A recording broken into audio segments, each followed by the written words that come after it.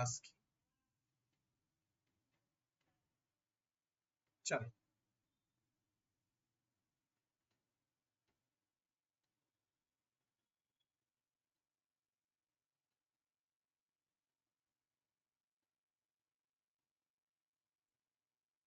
ठीक है, कल का पहले मैं क्वेश्चन कराना चाहता हूं।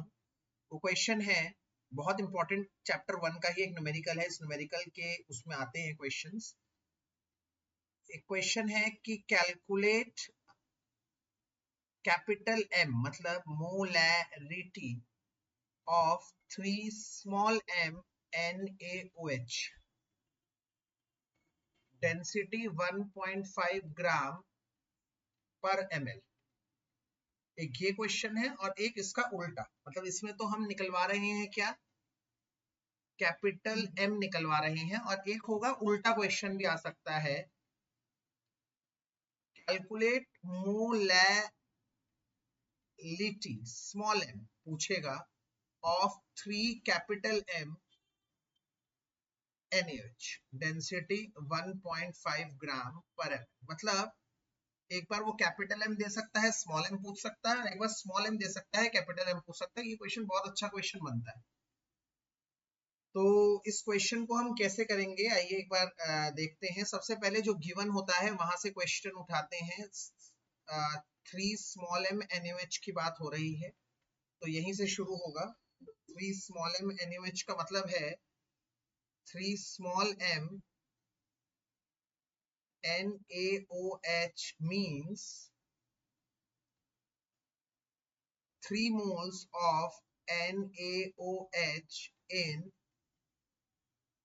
1 kg of solvent। 1 kg मतलब 1000 ग्राम। 3 मोल ऑफ NaOH का मतलब है 3 स्मॉल m का मतलब, स्मॉल m का फार्मूला कल क्या बताया था बच्चों, स्मॉल m का बताया था, स्मॉल m का फार्मूला क्या बताया था, मोल पर केजी ऑफ सॉल्वेंट, मोल पर केजी। तो 3 स्मॉल m इसका मतलब 3 मोल है, 3 मोल है 1 केजी सॉल्वेंट के अंदर। इसका मतलब ये हुआ 3 स्मॉल m का मतलब ये हुआ 3 मोल है 1 केजी ऑफ सॉल्वेंट। क्यों? क्योंकि स्मॉल m का मतलब है ऊपर नंबर ऑफ मोल्स और नीचे मास ऑफ सॉल्वेंट पर केजी ऑफ सॉल्वेंट। तो 1 केजी अगर सॉल्वेंट है तो उसमें 3 मोल NaOH के हो गए। अब मेरी बात को समझिए, पहली बात तो ये, ठीक है। अब दूसरी बात क्या है सर, दूसरी बात क्या है, दूसरी बात ये है कि सर यहाँ पर NaOH के मोल्स तो आ गए 3, हमें निकालना क्या है, निकालना है कैपिटल M। उसका फार्मूला है दोबारा नंबर ऑफ मोल्स अपॉन में नीचे आएगा volume of solution in litre. Volume of solution किस में आएगा, लीटर में आएगा, लीटर में। तो हमें ये तो पता लग चुका है 3 है। Now we are not able to understand कि ये वॉल्यूम कितना होगा। सर ये बताइए, इसके ऊपर एक क्वेश्चन मार्क है, वॉल्यूम कितना होगा, वॉल्यूम कितना होगा ये हमें समझना पड़ेगा। तो हम लोगों को वही पुराना चीज लगाना है, क्या, density is equals to what, mass upon में वॉल्यूम। याद रखिएगा ये डेंसिटी का जब आप फार्मूला लगाएं तो यहाँ पर मास किसका होगा, सॉल्यूशन का, और वॉल्यूम किसका होगा, सॉल्यूशन। ये दोनों सॉल्यूशन के होंगे। यहाँ पर ये किसका मास है, सिर्फ सॉल्वेंट का, ये आप लोगों को ध्यान करना है। तो नाउ हमें क्या पता है, हमें पता है now mass of solution. Solution का मास कैसे निकलता है बेटा, एक बात बताओ, सॉल्यूट का मास प्लस सॉल्वेंट का मास। सॉल्यूशन का मास कैसे निकलेगा, सॉल्यूट होगा और सॉल्वेंट होगा। तो तुम्हें चाहिए क्या, मास ऑफ सॉल्यूशन चाहिए। सॉल्यूट कौन है यहाँ पर, NaOH है। NaOH कितने हैं यहाँ पर, 3 है, और एक NaOH का मास कितना होता है, Na का होता है 23 प्लस ऑक्सीजन का होता है 16 प्लस हाइड्रोजन का 1, टोटल हो गया 40। तो एक NaOH का मास 40 है, तो यहाँ पर 3 मोल है तो 3 इंटू 40 होगा, और प्लस मास ऑफ सॉल्वेंट कितना है 1000 ग्राम। तो ये आ जाएगा 120 प्लस 1000 मतलब 1120 ग्राम, ये ग्राम आ गया। अब हम इसको पुट कर देंगे डेंसिटी वाले क्वेश्चन में, डेंसिटी वाले क्वेश्चन में पुट कर देंगे। तो density is equals to mass of solution upon में वॉल्यूम ऑफ सॉल्यूशन। यहाँ से वॉल्यूम आ जाएगा मास अपॉन में डेंसिटी। मास कितना निकाल चुके हैं 1120 अपॉन में डेंसिटी कितनी है 1.5। पॉइंट हटाएंगे ऊपर 0 आ जाएगा। ऊपर वाला ग्राम में है, नीचे वाला ग्राम पर ml में है। डेंसिटी किसमें है ग्राम पर ml में है दिया हुआ। ग्राम से ग्राम कैंसिल हो जाएगा, आ जाएगा 11200 अपॉन में 15 ml, और इसको लीटर में बदलने के लिए 1000 से डिवाइड करना पड़ेगा। तो अगले स्टेप में क्या करोगे 11200 अपॉन में 15,000 से डिवाइड कर दिया तो लीटर में आ गया। तो हम लोग क्या करेंगे अपन 20 से 20 काट देंगे और आ जाएगा 112 अपॉन में 150 लीटर, ये आ गया। अब क्या करेंगे कैपिटल M का फार्मूला, मोलारिटी का फार्मूला क्या है नंबर ऑफ मोल्स अपॉन में volume of solution in litre. Number of moles 3 है और वॉल्यूम कितना है 112 बटे 150। तो ये ऊपर चला जाएगा 3 इंटू 150 अपॉन 112, जो भी आएगा ये आएगा आपका आंसर कैपिटल M में। ठीक है, एक बार दोबारा देख लीजिए क्वेश्चन की शुरुआत से। स्मॉल m दिया हुआ है, स्मॉल m का मतलब होता है मोल पर केजी ऑफ सॉल्वेंट। मतलब अगर सॉल्वेंट 1 kg है तो आपके पास मोल्स हो गए 3। ठीक, अब हमें निकालना क्या है, निकालना है हमें कैपिटल M। तो कैपिटल M का जो फार्मूला होता है Na अपॉन में volume of solution in litre. तो नंबर ऑफ मोल्स हमारे पास पता है कितने थे 3, वॉल्यूम ऑफ सॉल्यूशन कितना है, वॉल्यूम ऑफ सॉल्यूशन कितना है हमारे पास वो निकालना है। तो वॉल्यूम का फार्मूला हमें पता है, डेंसिटी का फार्मूला मास अपॉन वॉल्यूम होता है, वहां से वॉल्यूम आ जाएगा मास अपॉन में डेंसिटी। पर हमें उसके लिए पहले मास ऑफ सॉल्यूशन चाहिए। तो मास ऑफ सॉल्यूशन क्या होगा, mass of solute plus mass of solvent. Solute का मास कैसे निकलेगा, एक सॉल्यूट का मास 40 है, यहाँ पर 3 है तो 3 इंटू 40 हो जाएगा। मास ऑफ सॉल्वेंट 1000 है ही दे रखा है, इसको टोटल करके आ गया ग्राम में। इससे हमने निकाल लिया वॉल्यूम और फिर उसको पुट कर। अब आता है इसका अपोजिट एक क्वेश्चन। अपोजिट क्वेश्चन क्या है, जिसमें पूछ रहा है कैलकुलेट मोलैरिटी। तो इसके सॉल्यूशन के लिए हम क्या करेंगे, वहीं से क्वेश्चन शुरू होगा। जो चीज दी हुई है, मैं बार बार बोलता हूँ बेटा, जो चीज दिया हुआ है कैपिटल M दिया हुआ है तो question will start from there. Capital M से ही क्वेश्चन स्टार्ट होगा। तो 3 कैपिटल M मीन्स क्या होता है, यहाँ पर मोलैर कैपिटल M का मतलब क्या होता है 3 मोल पर लीटर ऑफ सॉल्यूशन, पर लीटर ऑफ सॉल्यूशन। इसका मतलब नंबर ऑफ मोल्स अगर 3 है तो वॉल्यूम कितना है, वॉल्यूम ऑफ सॉल्यूशन कितना है, वॉल्यूम ऑफ सॉल्यूशन है 1 लीटर मतलब 1000 ml। ठीक है, अब ठंडे दिमाग से मेरी बात को समझिए। अब हमें क्या चाहिए, स्मॉल m चाहिए। तो स्मॉल m में हमें चाहिए होता है मास। तो हम लोग दोबारा फार्मूला लगाएंगे, density is equals to mass of solution upon में वॉल्यूम ऑफ सॉल्यूशन।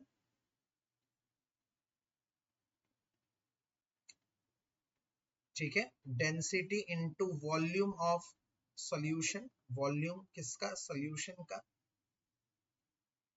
निकालना है। डेंसिटी कितनी दे रखी है क्वेश्चन में 1.5 इंटू वॉल्यूम कितना दे रखा है 1000। यहां से मास ऑफ सॉल्यूशन आ चुका है आपका मल्टीप्लाई करके 1500 ml, sorry 1500 gram mass of solution आ चुका है। अब कहानी में ट्विस्ट ये है कि बच्चों स्मॉल m का फार्मूला क्या होता है। स्मॉल m का फार्मूला होता है, स्मॉल m का फार्मूला होता है Na अपॉन में मास ऑफ सॉल्वेंट। अब तुम्हें सिर्फ मास ऑफ सॉल्वेंट चाहिए, यहां पे मास ऑफ सॉल्यूशन दे रखा है, कोई बात नहीं। हम 1500 बराबर मास ऑफ सॉल्यूशन है, तो मास ऑफ सॉल्यूशन को क्या लिख सकते हैं, solute plus mass of solvent भी लिख सकते हैं, बिल्कुल लिख सकते हैं जनाब। तो सॉल्यूट का मास क्या है, दोबारा से वही आ गया, 3 है NaOH, एक NaOH का मास है 40, तो 3 NaOH है तो 3 into 40 plus mass of solvent, ये हो जाएगा बच्चों 1500 में से 120 माइनस हो जाएगा, तो ये हो जाएगा 1380 ग्राम। ठीक है, तो आप दोबारा से फार्मूला में डाल दीजिए, Na कितना है 3 है और मास ऑफ सॉल्वेंट कितना है 1380 ग्राम। तो 1380 डिवाइडेड बाय 1000 करना है आपको, क्यों, ताकि ये केजी में आ जाए। तो ये आ जाएगा 10 से 10 कैंसिल हो जाएगा, ताकि ये हो जाएगा 300 बटे 138 स्मॉल है, ये आ गया आपका आंसर। भाई ये 2 क्वेश्चन अपने आप में बहुत इंपॉर्टेंट हैं।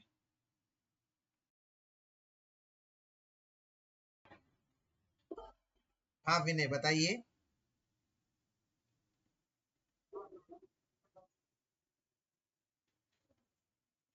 वॉल्यूम ऑफ क्या, एक और बार पूछिए, वॉल्यूम ऑफ सॉल्यूशन। अच्छा अच्छा ठीक है, देखे बच्चे विनय समझे मेरी बात। कैपिटल एम का मतलब क्या होता है, कैपिटल एम का मतलब होता है number of moles per litre of solution, मतलब 1 लीटर सॉल्यूशन में कितने मोल्स।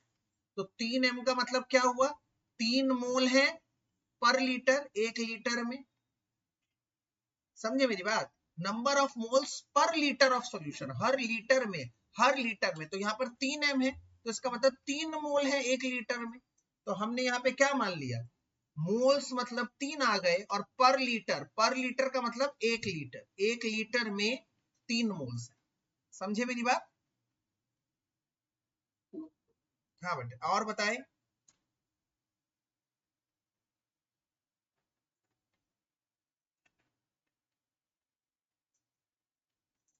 एक बार अच्छी तरह से देख लीजिए इस क्वेश्चन को।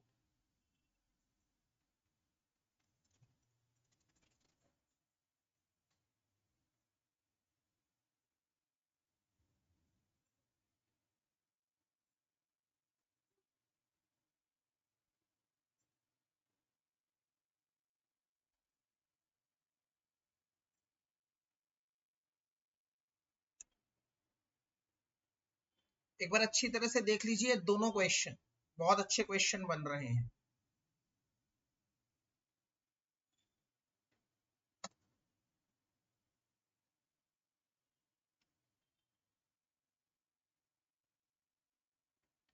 ठीक है चल, अब हम चलते हैं थोड़ा सा आगे, क्योंकि हमने इनके ऊपर बात कर ली थी।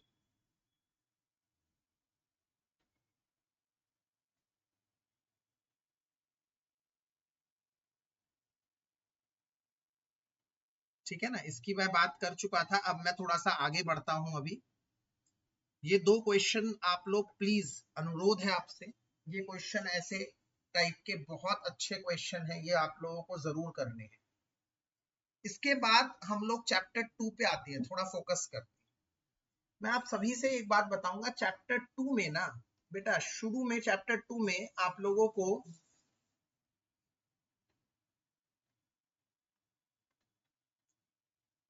जो पहला पार्ट है ना, क्या पहला पार्ट क्या है, डिस्कवरी ऑफ इलेक्ट्रॉन, फिर डिस्कवरी ऑफ प्रोटॉन, फिर डिस्कवरी ऑफ न्यूट्रॉन, फिर मॉडल्स ऑफ एटम आता है।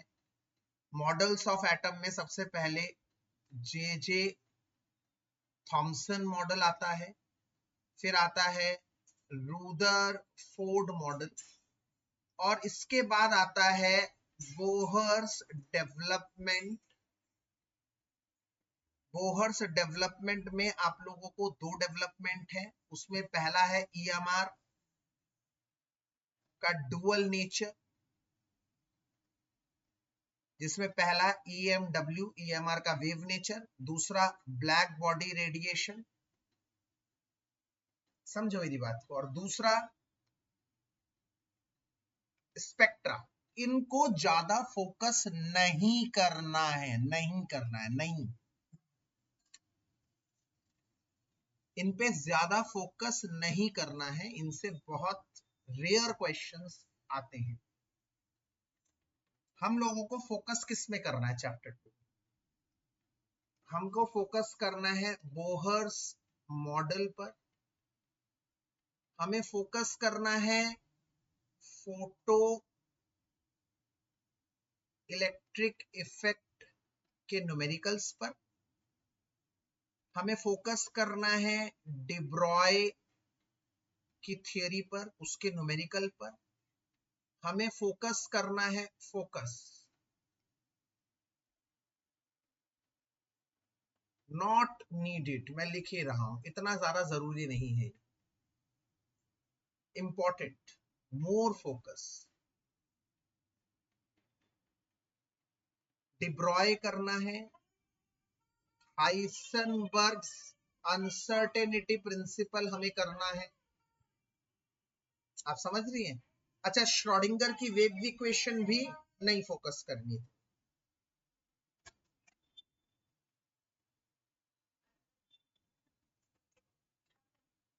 श्रोडिंगर की वेव इक्वेशन भी इतनी नहीं करनी, हाइसेनबर्ग करना है, और इसके बाद क्वांटम नंबर पे फोकस करना है, उसके बाद ऑफ-बाउ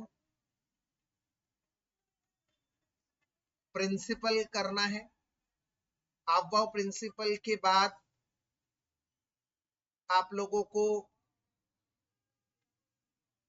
पाउलीज एक्सक्लूजन प्रिंसिपल करना है, उसके बाद हंट्स रूल ऑफ मल्टीप्लिसिटी करना है,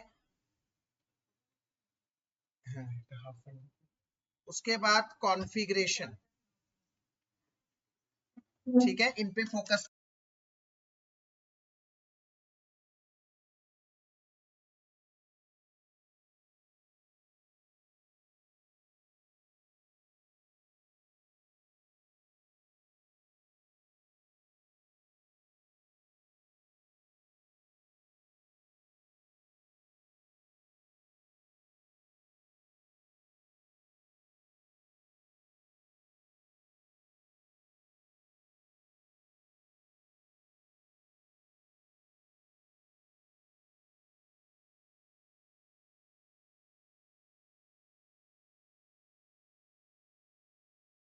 इन पे फोकस करना है, ठीक है, एक बार लिख लो, टॉपिक्स को देख लो।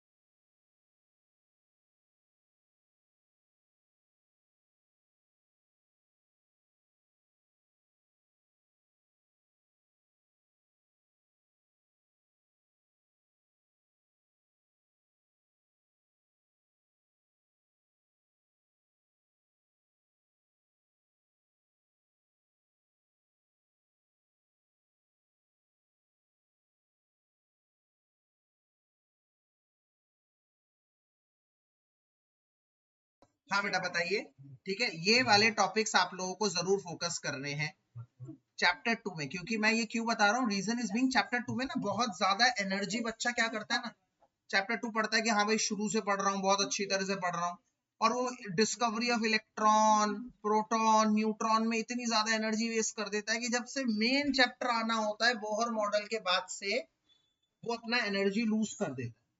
तो मैंने आप लोगों को क्या कहा है, आपको इनमें एनर्जी लूज नहीं करनी, ये वाले टॉपिक्स पे। ये बहुत इंपॉर्टेंट था, आज की क्लास का मेन पॉइंट ही मेरा ये बताना था कि ये ना चैप्टर 2 बहुत लंबा हो जाता है। हाँ बेटा बताइए अंकित।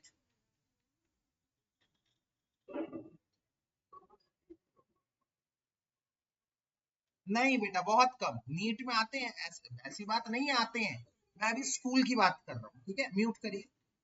मैं अभी स्कूल के एग्जाम की बात कर रहा हूँ, एक बार म्यूट करिए अपने आप को। हाँ, मैं भी बता रहा हूँ, ऐसी बात नहीं है कि ये नहीं आते, नीट में आते हैं, इनमें से क्वेश्चंस पूछे जाते हैं, ऐसी बात नहीं है, बट चांसेस इसमें से क्वेश्चंस आने के कम होते हैं।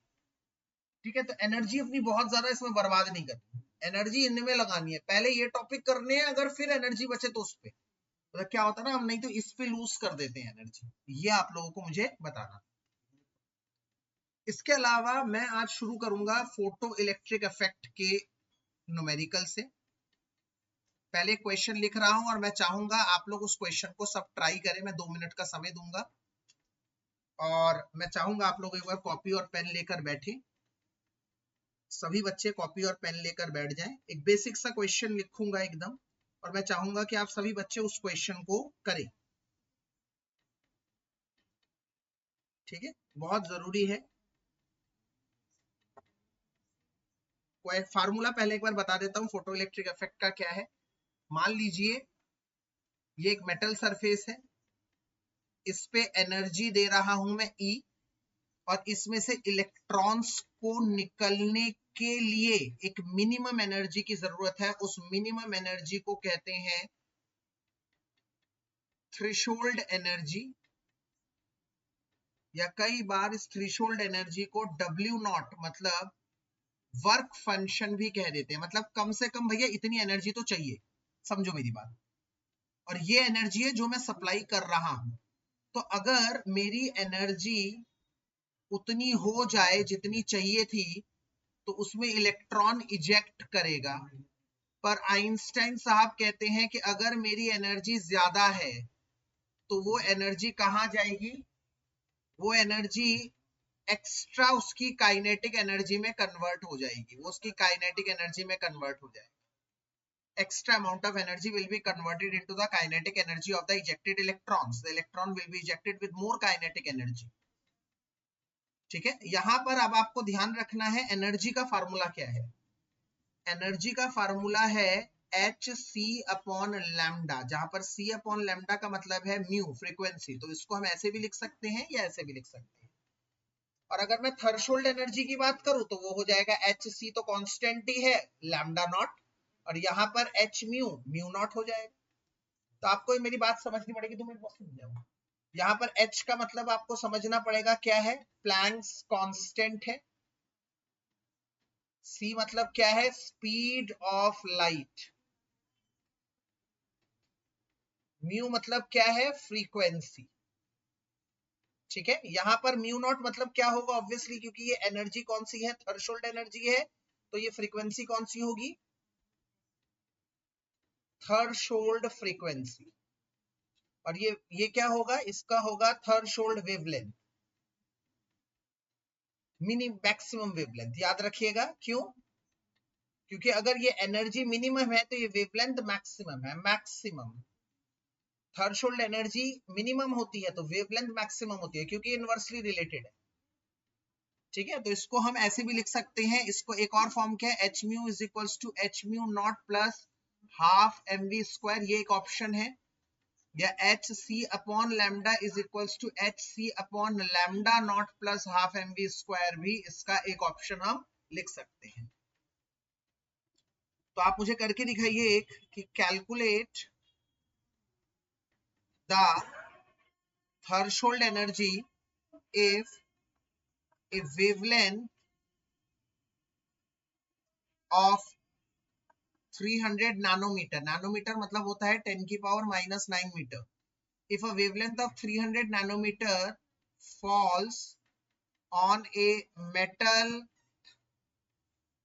surface and electron ejects with zero kinetic energy. एकदम बच्चों वाला क्वेश्चन है. Calculate the threshold energy if the wavelength of 300 nanometer, nanometer मतलब 10 की power -9 meter, falls on a metal surface and electron ejects with zero kinetic energy. आप लोगों को 2 minute का समय दे रहा हूँ, एकदम बेसिक एक्सरसाइज का क्वेश्चन है. ठीक है, कोशिश स्टार्ट करें.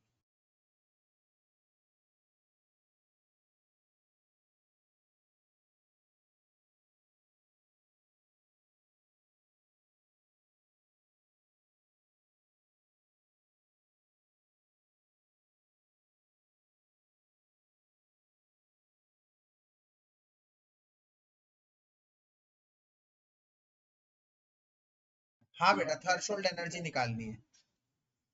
थोड़ा सा दिमाग लगाइएगा, सवाल बहुत आसान है.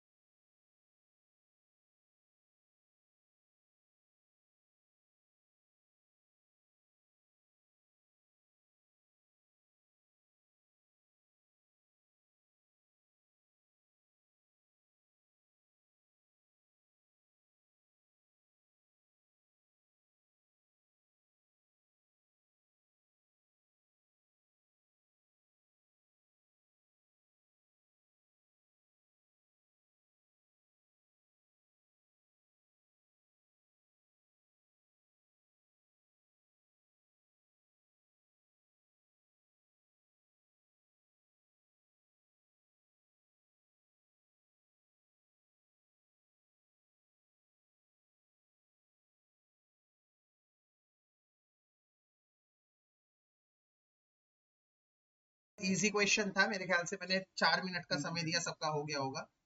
बहुत सारे बच्चों ने बोला भी. E बराबर क्या होता है? E नॉट प्लस के ई होता है. बच्चों यहाँ पर अगर काइनेटिक एनर्जी 0 है, क्या आंसर आ रहा है? मुझे आंसर बताएंगे जिसका हो गया है. अच्छा, और किसी का आंसर मिल रहा है क्या? किसी का आंसर मिल रहा है इसके साथ? चलो कोई बात नहीं, हम करके देखते हैं. प्लस काइनेटिक एनर्जी 0 है. काइनेटिक एनर्जी 0 है, तो इसका मतलब एनर्जी बराबर हो गया ई नॉट. ठीक है, तो एच सी अपॉन लैम्डा बराबर हो जाएगा ई नॉट के, क्योंकि दोनों बराबर हैं. दोनों बराबर हैं तो लैम्डा और लैम्डा नॉट दोनों बराबर ही आ गया, कोई टेंशन ही नहीं है. तो एच होता है 6.626. पर एग्जाम में बच्चों हमेशा 6.63 लिखेंगे आप, तो कैलकुलेशन इजी हो जाएगी. 6.63 इंटू 10 की पावर -24, स्पीड ऑफ लाइट 10 की पावर 8 अपॉन में लैम्डा. लैम्डा कितना दिया हुआ था यहाँ पर? 300 नैनोमीटर. नैनोमीटर का मतलब है -9 बराबर ई नॉट आ जाएगा. ठीक है, तो एकदम इजी मैंने क्वेश्चन दिया था जानबूझ के.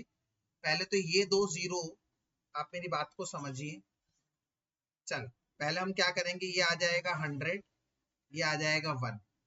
तो सारी पावर 6.63 इंटू 10 की पावर -34, ये +8 हो जाएगा. नीचे से -9 ऊपर जाएगा +9, और ये 100 बन जाएगा 10 की पावर 2, तो ऊपर जाएगा वो -2 बन जाएगा।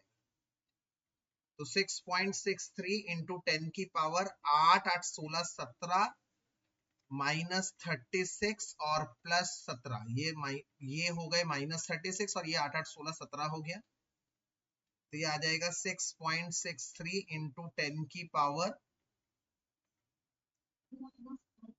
-19 जूल्स। ये आ गया आप लोगों का एकदम एक बेसिक नंबर। आई होप ये सबको समझ में आया, ठीक है। हाँ बेटा बताएं बताएं बताएं। ठीक है, एक ही बात है, एक ही बात है बेटा, गुड, ठीक है। चलिए अब एक दूसरा क्वेश्चन करते हैं बेटा। दूसरा क्वेश्चन क्या है, इसमें थोड़ा सा ट्विस्ट हम लाते हैं, थोड़ा सा स्लाइट ट्विस्ट लाते हैं। क्या है, ये आप लोगों के एनसीईआरटी का ही क्वेश्चन है कि wavelength of 300 nanometer falls and electron ejects with kinetic energy of 1.68 into 10 की पावर 5 जूल मोल इनवर्स। अब यहाँ पे मोल इनवर्स नया आ गया और पूछ रहा है calculate E not, calculate E not, ठीक है। तो चलो फिर बात को बताते हैं, ठीक है ना, बात को समझते हैं। वेवलेंथ कितना है 300 नैनोमीटर, लैम्डा है 300 नैनोमीटर, काइनेटिक एनर्जी दे रखी है 1.68 इंटू 10 की पावर जूल पर मोल, का मतलब है नीचे है एक, हर मोल में एक मोल की दे रखी है।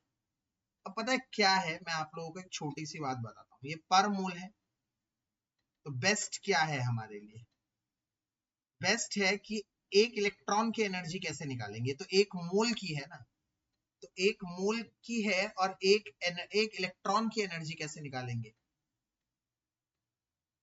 एक इलेक्ट्रॉन की एनर्जी निकलेगी इसको मोल से डिवाइड करने।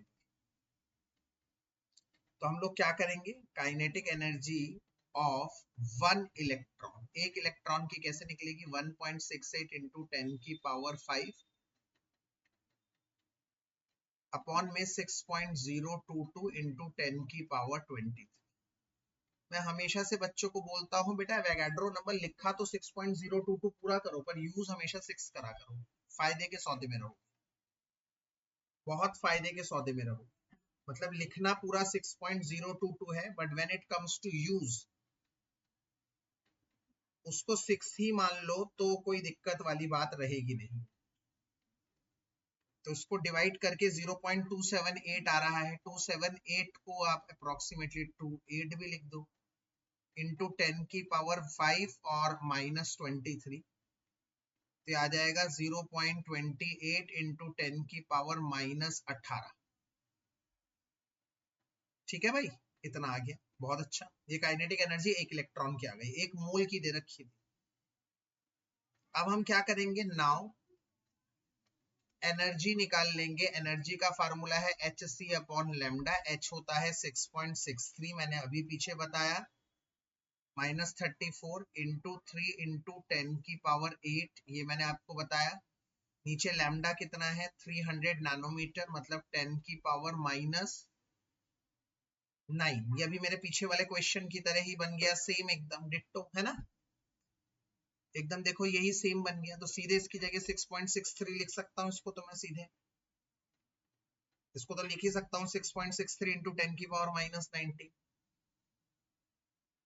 6.63 इंटू 10 की पावर -19 जूल। अब आप मेरी बात को समझिए, अब आपके पास आ चुका है, अब आपके पास आ चुका है एनर्जी, ई आ चुका है, और आपके पास आ चुका है काइनेटिक एनर्जी भी। अब आप क्या करेंगे, कुछ नहीं करेंगे, फार्मूला डाल देंगे फोटो इलेक्ट्रिक इफेक्ट वाला, क्या होता है E is equals to E naught plus kinetic energy. अब एनर्जी कितनी दे रखी है इसमें 6.63 इंटू 10 की पावर -19, ठीक है ना। अब ई नॉट अगर इधर आ जाएगा माइनस ई नॉट हो जाएगा तो काइनेटिक एनर्जी उधर चला जाएगा, है ना। फार्मूला क्या था, E is equals to E naught plus kinetic energy. तो मैंने क्या कर दिया, ई नॉट को इधर ले आया तो minus E not sorry minus के ई काइनेटिक एनर्जी को इधर ले आओगे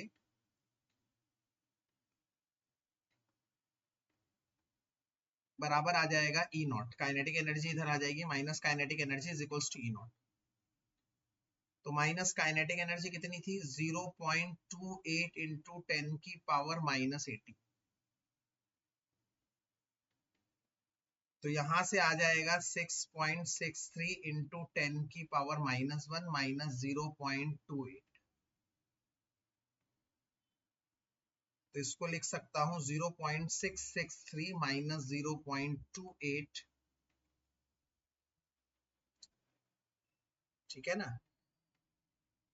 तो 663 में से माइनस कर दोगे 280 तो आपका आंसर आ जाएगा 380 के आसपास। तो 0.38 इंटू 10 की पावर -18 जूल्स, ये आ गया आप लोगों का ई नॉट, ठीक है। और इसको ऐसे भी लिख सकता हूं, एक पॉइंट हटाकर -19 जूल्स। तो ये बहुत अच्छे क्वेश्चन है, इन पे फोकस करो, इनमें फोकस करना है भाई, ठीक है। इसका एक और क्वेश्चन भी मैं कराऊंगा कि threshold frequency mu naught given है क्वेश्चन में 7 इंटू 10 की पावर 14 पर सेकेंड। कह रहा है कैलकुलेट द काइनेटिक एनर्जी, निकालना क्या है आपको, काइनेटिक एनर्जी निकालना है। और म्यू भी दे रखा है 1.0 इंटू 10 की पावर 15 पर सेकेंड। देखो कितने इजी और वायबल क्वेश्चंस होते हैं, एकदम बेसिक क्वेश्चंस। अगर आप ध्यान से देखेंगे तो क्वेश्चन में कुछ है ही नहीं करने के लिए, बस आपको मन से पढ़ना है और आपके हाथ में क्वेश्चन है। क्यों? क्योंकि आपको फार्मूला पता है E is equals to E naught plus K E है, H mu is equals to H mu naught plus K E है, H mu minus H mu naught हो जाएगा, उधर के ई निकालना है क्योंकि आपको एच कांस्टेंट है, mu minus mu naught is equals to K E है। 6.626 इंटू 10 की power -34, what is mu, mu कितना है 1.0 इंटू 10 की पावर 15 माइनस म्यू नॉट कितना है 7 इंटू 10 की पावर 14। 6.626 इंटू 10 की पावर -34, इसमें से क्या कॉमन आ रहा है 10 की पावर 15, 10 की पावर 14, 10 की पावर 14 कॉमन आ रहा है, तो यहां बचेगा 10 की पावर 1 और वहां बचेगा 7। तो 6.626 इंटू 10 की पावर -20 इंटू 3, 3 6 18 का 1, 3 6 3 दूनी 6 और 1 7, 3 6 18 का 1, 3 दूनी 6 और 1 7, 3 6 18 का 1, 3 6 18 1 19 इंटू 10 की पावर -19 जूल। तो एकदम इजी कैलकुलेशन है। जो बच्चे कहते हैं ना कि सर बड़ा है नहीं आ रहा, तो मैं उन्हीं को, मुझे आज मेरा टारगेट था उन्हीं को आज बताना कि यार ये क्वेश्चन इतने टफ है नहीं, एकदम बेसिक है, ठीक है। इसके बाद आपको आगे बढ़ना है और आगे बढ़कर आपको रेडियस और बोहर का एनर्जी वाले क्वेश्चन भी करने हैं।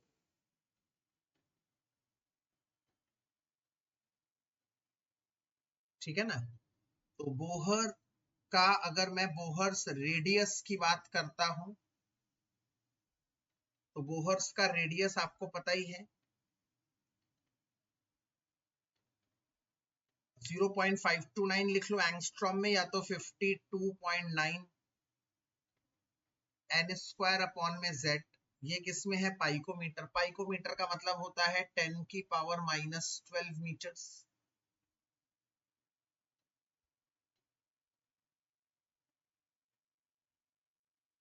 ठीक है ना। यहाँ पर n का मतलब क्या है? जिस शेल की मैं बात कर रहा हूं। और z का मतलब क्या है? z का मतलब है एटॉमिक नंबर की। एटॉमिक नंबर की। हाइड्रोजन है तो एटॉमिक नंबर 1 है, हीलियम है तो एटॉमिक नंबर 2 है, उस हिसाब से ये चलेगा। अच्छा बच्चों, दूसरा फार्मूला क्या है? बोहर का एनर्जी। Bohr's energy. एनर्जी का फार्मूला क्या है बोहर की? बोहर की एनर्जी का फार्मूला है energy is equals to -2.18 into 10 की पावर -18 जेड स्क्वायर अपॉन में एन स्क्वायर जूल। ये जूल में है। मैंने एक और फार्मूला लिखवाया था। मैंने कहा था यार एनर्जी का एक और फार्मूला करना जो आप लोगों को जेई या नीट में काम आएगा। मुझे कोई बता सकता है वो फार्मूला क्या है? कोई भी बच्चा। मैंने 2 फार्मूले बताए थे, किसी को याद नहीं? इलेक्ट्रॉन वोल्ट में। हाँ, इलेक्ट्रॉन वोल्ट में बताइए। हाँ बताइए बताइए। नहीं बाबू, नहीं बाबू, नहीं बेटा जी। एनर्जी का एक और फार्मूला माइनस, हाँ, -13.6 जेड स्क्वायर अपॉन में एन स्क्वायर इलेक्ट्रॉन वोल्ट, ये फार्मूला था। ठीक है ना। बाकी एच सी अपॉन लेमडा तो है ही, जो मैंने पीछे भी बताया है वो आपने सही बताया है। ठीक है ना। ये 2 फार्मूले भी बहुत इंपॉर्टेंट है, और इन दोनों से मिलकर जो 1 अपॉन वेवलेंथ वाला फार्मूला था, है ना, क्या था वो 1 अपॉन वेवलेंथ वाला फार्मूला? कौन मुझे बताएगा? क्योंकि E is equals to H.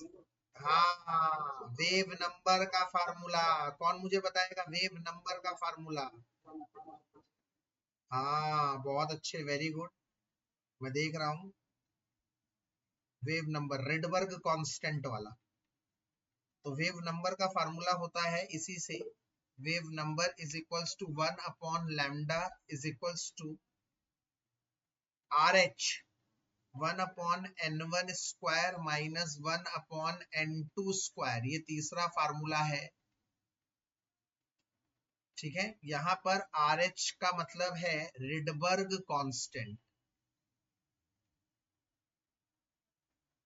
जिसका वैल्यू है 109,677 सेंटीमीटर इनवर्स। ठीक है। बट मैंने कौन, अब देखता हूं किसका दिमाग चल रहा है। मैंने आप लोगों को एक ट्रिक बताई थी। वो ट्रिक क्या थी कि आप कभी भी आर एच की वैल्यू मत याद करिए। मैंने आपको सिखाया था, कौन मुझे बताएगा? किसी को याद है? Yes, very good very good. यहाँ पर ट्रिक क्या थी कि use, always use 1 upon R H. और 1 अपॉन आर एच की वैल्यू मैंने बताया था क्या होता है। जो अमेरिका में जो यूएस में नंबर होता है ना, एसओएस का नंबर 911 होता है। वहां पर 911 एंगस्ट्रॉम। 911 एंगस्ट्रॉम। ठीक है ना। एंगस्ट्रॉम का मतलब है, एंगस्ट्रॉम का मतलब है 10 की पावर -10। तो हम लिख सकते हैं 911 इंटू 10 की पावर -10।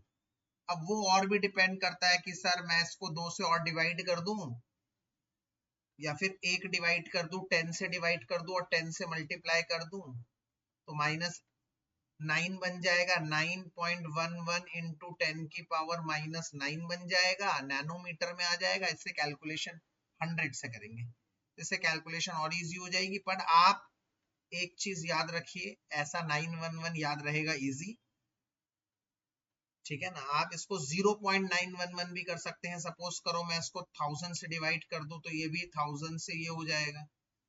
तो आप करने को तो कुछ भी कर सकते हैं। There are plenty more ways to simplify your version,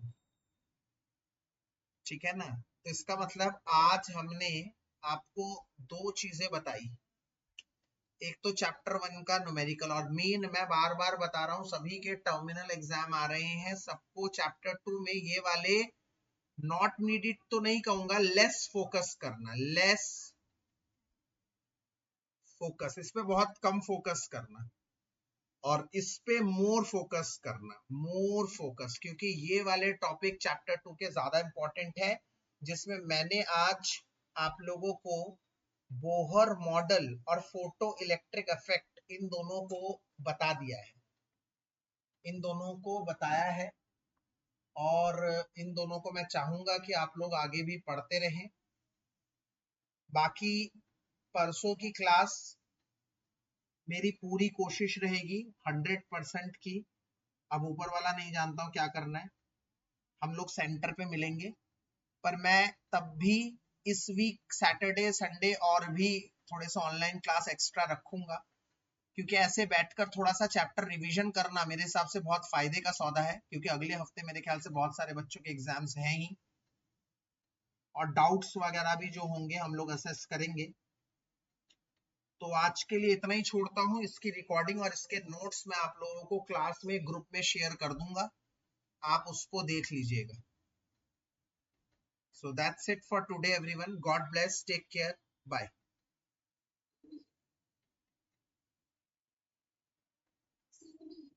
Good evening. Good evening.